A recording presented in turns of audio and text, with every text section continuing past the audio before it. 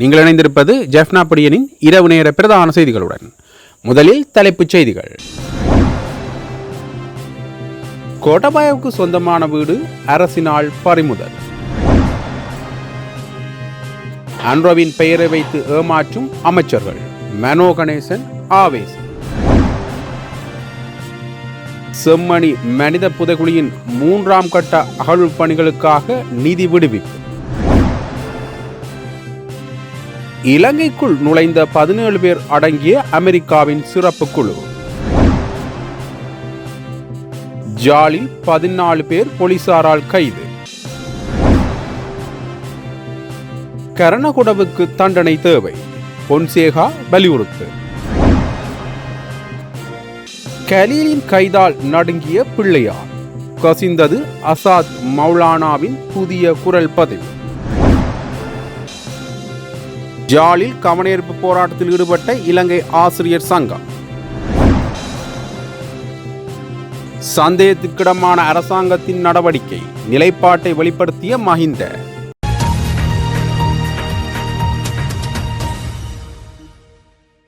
முன்னாள் ஜனாதிபதி மைத்திரிபால சிறிசேன இன்று காலை லஞ்ச ஊழல் விசாரணை ஆணைக்குழுவிற்கு விசாரணைக்காக வருகை தந்துள்ளார். அதன்படி சுமார் 5 மணி நேரம் வாக்குமூலங்களை பதிவு செய்த பின்னர் பிற்பகல் 2 மணியளவில் அவர் ஆணைக்குழுவிலிருந்து வெளியேறியுள்ளார். 15 ஆண்டுகளுக்கு முன்பு ஸ்ரீலங்கா சுதந்திர கட்சியுடன் தொடர்புடைய ஒரு நிறுவனத்தில் நடந்த மோசடி தொடர்பாக வாக்குமூலம் அளிக்க முன்னாள் ஜனாதிபதி மைத்திரிபால சிறிசேன ஆணைக்குழுவின் முன் அழைக்கப்பட்டிருந்தமை குறிப்பிடத்தக்கது. உயிர்த்த ஞாயிறு தின தாக்குதலின் முக்கிய ஆதாரமாக இருக்கும் அசாத் மௌலானா ஊடகவியலாளர் ஒருவருக்கு வழங்கிய பிரத்யேக குரல் பதிவு கசிந்துள்ளது. முன்னாள் மட்டக்களப்பு நாடாளுமன்ற உறுப்பினர் ஜோசப் பெரராஜசிங்கத்தின் கொலைக்கு முக்கிய காரணமாக இருந்தவர் புலனாய்வு அதிகாரியாக இருந்த எம்ஐ கலீல் என்று அசாத் மௌலானா குறிப்பிடுகின்றார். இந்த கலீலின் கைதினை அடுத்து பிள்ளையான் தன்னை சுதாகரித்து கொண்டு அடுத்த கட்ட நடவடிக்கையை முன்னெடுத்துள்ளதாகவும் குறிப்பிட்டுள்ளார். அது மட்டுமன்றி அசாத் மௌலானாவும் பிள்ளையானும் சென்று துபாயில் ரோபினுடைய முக்கிய அதிகாரிகளை சந்தித்ததாகவும் தெரிவித்துள்ளார். இவ்வாறு அசாத் மௌலானா வழங்கிய பிரத்யேக குரல் பதிவை தனியார் ஊடகம் ஒன்று வெளியிட்டுள்ளது. ஜாலில் பல்வேறு குற்றச் செயல்களில் ஈடுபட்ட 14 பேர் கைது செய்யப்பட்டுள்ளதாக போலீசார் தெரிவித்துள்ளனர். கடந்த 3 நாள்களில் இவர்கள் கைது செய்யப்பட்டதாக ஜாழ் போலீஸ் நிலைய பொறுப்பதிகாரி பாலித செனவிரட்ன கூறியுள்ளார். இதன்போது ஐஸ் போதைப்பொருள், கஞ்சா, கசிப்பு மற்றும் சட்டவிரோத மணல் அகழ்வு உள்ளிட்ட குற்றச் செயல்களில் ஈடுபட்டவர்களே கைது செய்யப்பட்டுள்ளனர் என்பது குறிப்பிடத்தக்கது. செம்மணி மனித புதைகுழியின் 3ஆம் கட்ட அகழ்வு பணிக்கான பாதீட்டுக்கு நீதியமைச்சு 19 மில்லியன் ரூபாய் நிதி விடுவித்துள்ளது. செம்மணி மனித புதைகுழி தொடர்பிலான வழக்கு விசாரணைகள் இன்றைய தினம் யாழ்ப்பாணம் நீதவான் நீதிமன்றில் நீதவான் எஸ் லெனின்குமார் முன்னிலையில் நடைபெற்றது. இதனைத் தொடர்ந்து நீதவான், சட்ட வைத்திய அதிகாரி உள்ளிட்ட துறைசார் பங்கேற்பாளர்கள் அரியாலை சித்துப்பாத்தி செம்மணி மனித புதைகுழியை பார்வையிட்டனர். அரியாலை சித்துப்பாத்தி இந்து மயானத்தில் காணப்படுகின்ற மனித புதைகுழி தொடர்பான வழக்கு இன்று காலை யாழ்ப்பாணம் நீதவான் நீதிமன்றத்தில் கூப்பிடப்பட்டது. அங்கு எடுக்கப்பட்ட முடிவின் பிரகாரம் இன்று மீண்டும் அரியாலை சித்துப்பாத்தி இந்து மயானத்தில் நீதவான் உட்பட்ட குழுவினர் விஜயம் செய்துள்ளனர். அந்த வகையில் இன்று இவ்விடத்தில் எடுக்கப்பட்ட முடிவுகளாக இந்த இடம் எங்களால் 2ஆம் கட்டத்திற்கான அகழ்வு பணிகள் நிறுத்தப்பட்ட அந்த நாளிலிருந்து இன்று வரை ஒவ்வொரு கிழமையும் சட்ட வைத்திய அதிகாரி பிரணவன் செல்லையா அவர்களால் கிழமைக்கு ஒரு தடவை கண்காணிக்கப்பட்டு வரும். அதேவேளை சிஐடி சார்ந்த துறையினரால் தினமும் கண்காணிக்கப்பட்டு வருகின்றது. அதற்கு மேலதிகமாக இன்று இந்த அரியாலை சித்துப்பாத்தி இந்து மயானத்தில் தோன்றிய நீதவான் மற்றும் முறைப்பாட்டாளர்கள் சார்பில் ஸ்ரீகாந்தி, காணாமல் போனோர் அலுவலகம் தொடர்பில் மிஸ்டர் மிராக் ரஹீம் கமிஷனர் மற்றும் சட்டத்தரணி பூரணி மரியநாயகம் மற்றும் ஏனியோர் முன்னிலையில் இந்த இடம் எவ்வாறு நாங்கள் விட்டு சென்றோமோ அவ்வாறே மீண்டும் இருப்பது அவதானிக்கப்பட்டு உறுதி செய்யப்பட்டுள்ளது. அடுத்ததாக சட்ட வைத்திய அதிகாரி பிரணவன் செல்லையா அவர்களால் ரிக்வெஸ்ட் பண்ணப்பட்ட பட்ஜெட்டானது மினிஸ்ட்ரி ஆஃப் ஜஸ்டிஸினால் அப்ரூவ் பண்ணப்பட்டு எங்களுக்கு அந்த குறித்த தொகை வந்துள்ளது. மேற்கொண்டு இந்த வேலையை கண்டினியூவாக செய்வதற்குரிய தொகை அப்ரூவ் பண்ணப்பட்டு வந்துள்ளது. அடுத்ததாக இன்று நாங்கள் இந்த இடத்தை வந்து பார்த்த அளவில் வந்து இந்த இடம் வந்து ஒரு களிமண் தரையாக காணப்படுகின்றது. தொடர்ச்சியாக மழை பெய்யுமாக இருந்தால் இந்த இடத்தில் அகழ்வு பணிகள் மேற்கொள்வது மிகவும் சிரமமாக அமையும் என்று கூறப்பட்டுள்ளது. அதை முறைப்பாட்டாளர்களும் ஏற்றுக்கொண்டுள்ளனர். மற்றும் இந்த இடம் வந்து வெள்ள நீர் தேங்கி நிற்கின்ற ஒரு பகுதியாக காணப்பட்டுள்ளது. ஆகவே இந்த வழக்கு வந்து மீண்டும் திறந்த நீதிமன்றத்தில் நவம்பர் மாதம் 3ஆம் தேதி எடுத்துக்கொள்ளப்படும். அன்றைய தினமும் மீண்டும் இந்த ஃபீல்ட் விசிட் இடம்பெறும். அன்றைய தினம் இந்த பகுதி வந்து அகழ்வு பணிகள் செய்யக்கூடியதற்கு பொருத்தமாக இருந்தால் அகழ்வு பணிகள் ஆரம்பிப்பது பற்றி கருத்தில் எடுக்கப்படும் என்று தெரியப்படுத்தப்பட்டுள்ளது. அடுத்ததாக வந்து எடுக்கப்பட்ட எலும்புக்கூட்டு மாதிரிகளை பகுப்பாய்விற்கு உட்படுத்துவதற்கு நிபுணர்கள் ஏற்கனவே நீதிமன்றத்தின் உத்தரவின் பேரில் பெயர் குறிக்கப்பட்ட நிபுணர்கள் மூலம் பகுப்பாய்வுக்கு உட்படுத்துவது தொடர்பாக சட்ட வைத்திய அதிகாரி அவர்களால் விடுக்கப்பட்ட வேண்டுகோளை நீதிமன்றம் பரிசீலிப்பதாக கூறப்பட்டுள்ளது. அடுத்ததாக இந்த இடம் தொடர்பாகவும் இந்த வழக்கு தொடர்பாகவும் யாருக்கும் ஏதேனும் முறைப்பாடுகள் அல்லது ஏதேனும் ஆட்சேபனைகள் விடயங்கள் கூறப்பட வேண்டி இருப்பின் அவர்கள் நகர்த்தல் பத்திரத்தை யாழ்ப்பாண நீதவான் நீதிமன்றத்தில் அணைத்து தங்கள் சார்பான விடயங்களை தெரியப்படுத்தலாம் எனவும் இன்றைய தினம் நீதவானவர்களால் முன்மொழியப்பட்டுள்ளது. நிபுணர்கள் வந்து இலங்கையில் இருக்கிறார்களா இல்லாட்டி வெளிநாடுகளில் இருக்கிறார்கள்? எங்களுக்கு அதை பற்றி டீட்டெயில் தெரியாது. ஜேஎம்மோட்ட தான் கேட்கணும். Today, the Honorable Magistrate of Jaffna, Lenin, visited along with members of the Office on Missing Persons, the JMO, Dr. Pranavan, and members of the CID and police. The purpose of the visit was to ascertain the state of the site.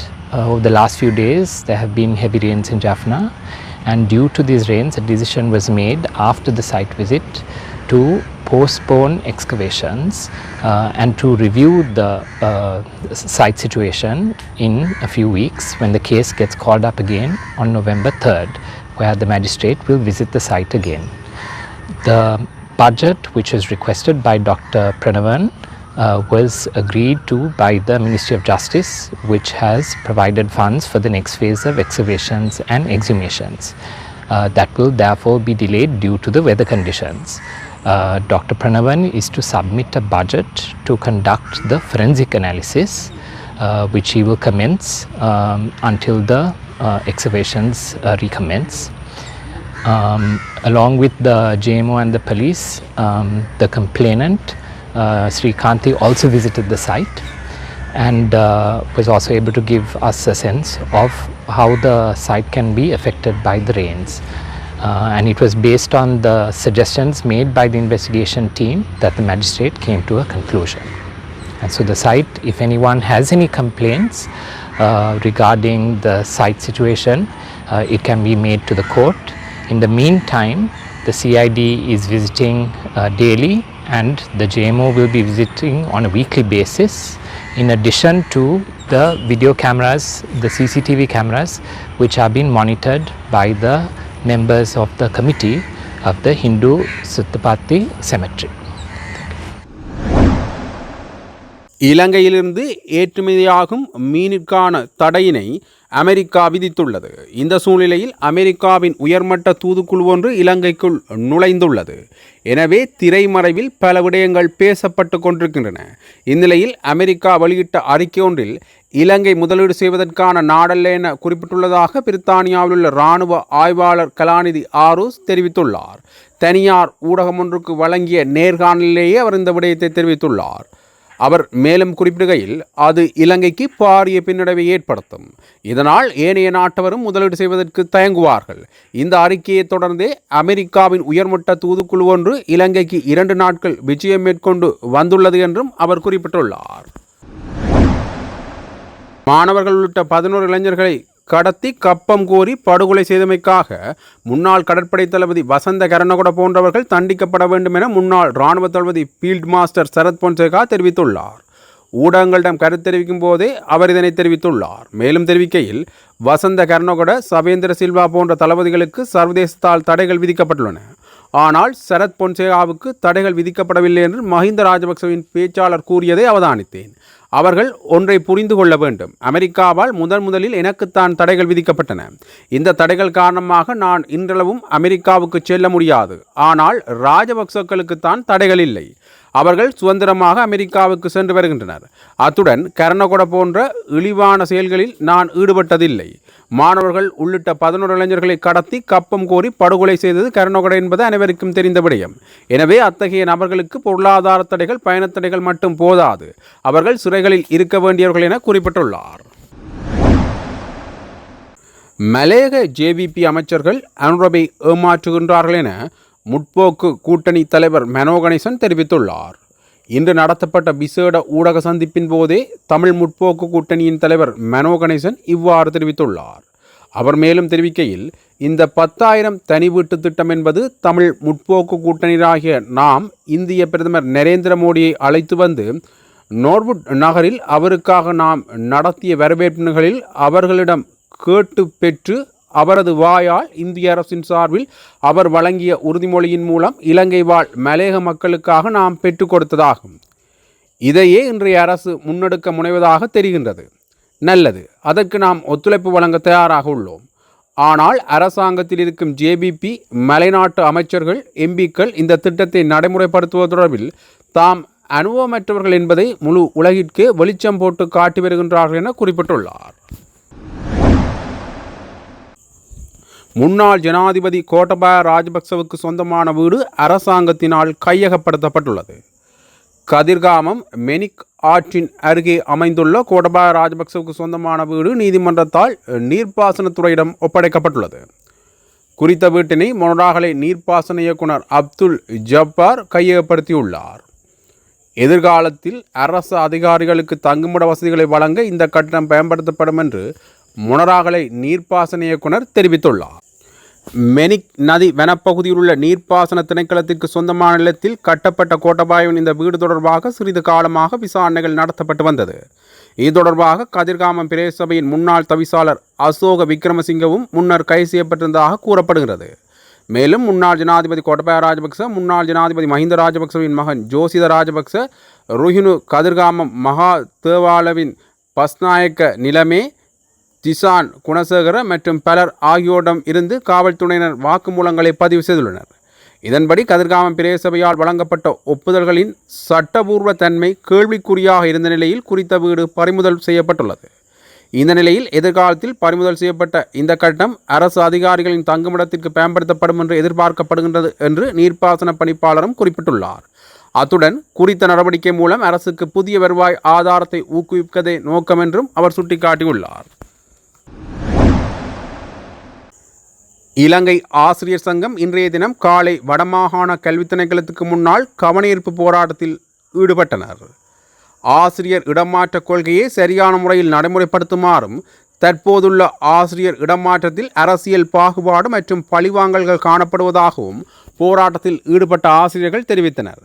தற்போதுள்ள அரசாங்கத்தின் கீழ் சில அதிகாரிகள் அவர்களின் சுயலாபத்துக்காகவும் அரசாங்கத்தினுடைய ஆசிரியர் தொழிற்சங்கத்தின் நன்மைகளுக்காகவும் செயற்பட்டு வருவதாகவும் அவர்கள் சுட்டிக்காட்டினர்.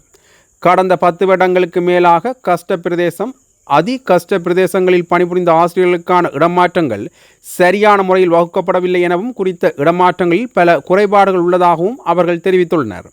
இலங்கை ஆசிரியர் சங்கத்தால் கொண்டுவரப்படும் மேல்முறையீடுகள் பரிசீலிக்க தயார் என்ற நிலையில் உடன்பட்டு வெளியே பணிப்பாளர்களுக்கு கடிதம் அனுப்பப்பட்ட நிலையிலும் விசேட மேல்முறையீடு சபையொன்று உருவாக்கப்பட்டு 4 தொழிற்சங்கங்களில் ஆசிரியர்களில் 41 பேருக்கு இடமாற்றங்களில் தீர்மானம் மேற்கொள்ளப்பட்டது.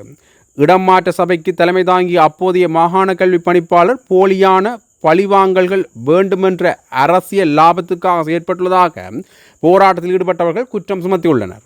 வடமாகாண கல்வி திணைக்களத்துக்கு முன்னால் போராட்டத்தில் ஈடுபட்ட ஆசிரியர்கள் தமது கோரிக்கைகளை நிறைவேற்றும் வரை தொடர் போராட்டத்தில் தாம் ஈடுபடப் போவதாக தெரிவித்திருந்தமை குறிப்பிடத்தக்கது. இந்த முறைகேடான இடமாற்றங்கள் தொடர்பாக நடந்த இடமாற்ற சபையை நிறுத்தி, நாங்கள் எங்களுடைய பங்களிப்பில்லாத அந்த இடமாற்ற சபையை நிறுத்தி ஒரு நீதியான முறையிலே இந்த இடமாற்றங்கள் பரிசீலிக்கப்பட வேண்டும் என்று நாங்கள் இன்றைய தினம் இந்த கோரிக்கையை முன்வைத்து போராட்டத்தை முன்னெடுத்திருக்கின்றோம். காலை கல்வி அமைச்சினுடைய செயலாளரோடு நாங்கள் செயலாளரையும் மாகாண கல்வி பணிப்பாளரோடும் கலந்துரையாடலை மேற்கொண்டோம். அவர்களுக்கு வந்து நாங்கள் 2 விதமான நிபந்தனைகளை நாங்கள் விட்டிருந்தோம். இந்த இடமாற்ற சபை ஒரு முறைகேடாக நடந்தது என்ற ஆதாரத்தையும் தெளிவுபடுத்தி இந்த இடமாற்ற சபையினுடைய அந்த முடிவுகள் வந்து ஒரு அநீதியானது, பக்கச்சார்பானது, பழிவாங்கல் நிமித்தம் மேற்கொள்ளப்பட்டது. ஆகவே இந்த இடமாற்றங்கள் நிறுத்தப்பட்டு இந்த இடமாற்ற சபை மீளவும் சகல தரவுகளோடும் கூட்டப்பட வேண்டும் என்று நாங்கள் கேட்டிருந்தோம்.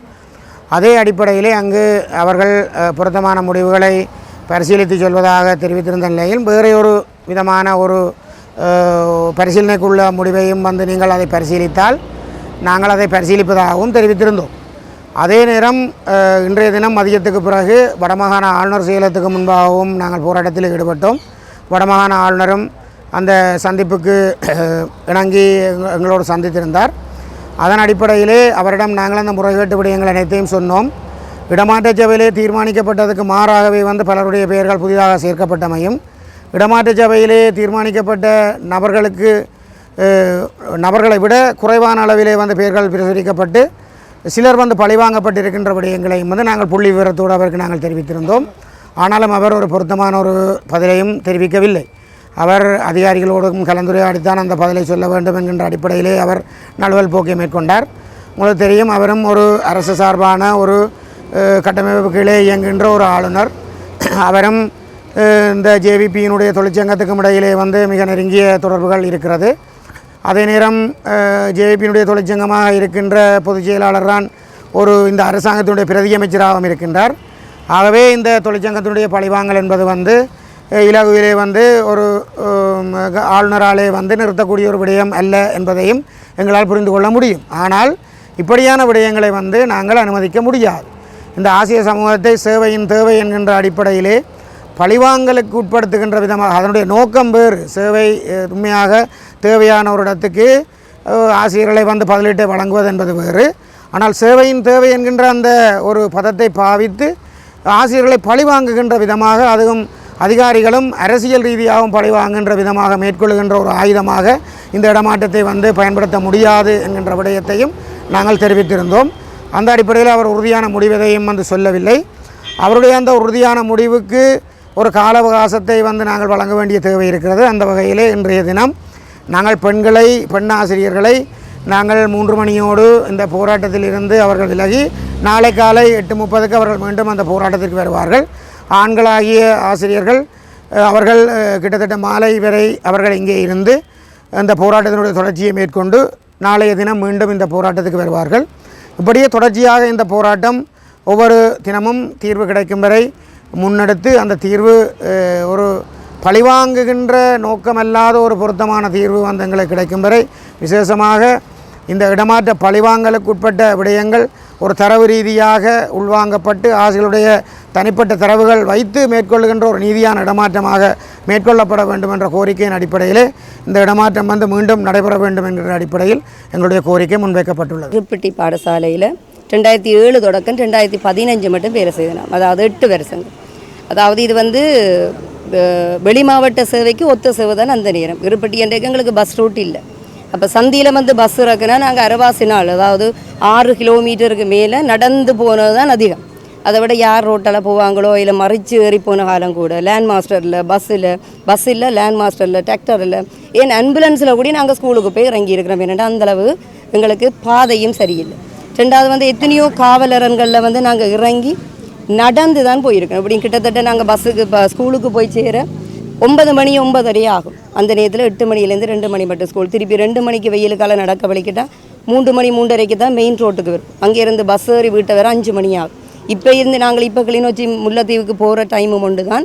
அந்த நேரம் நாங்கள் புங்குடுதீவிலிருந்து யாழ்ப்பாணம் அந்த நேரமும் உண்டு தான்.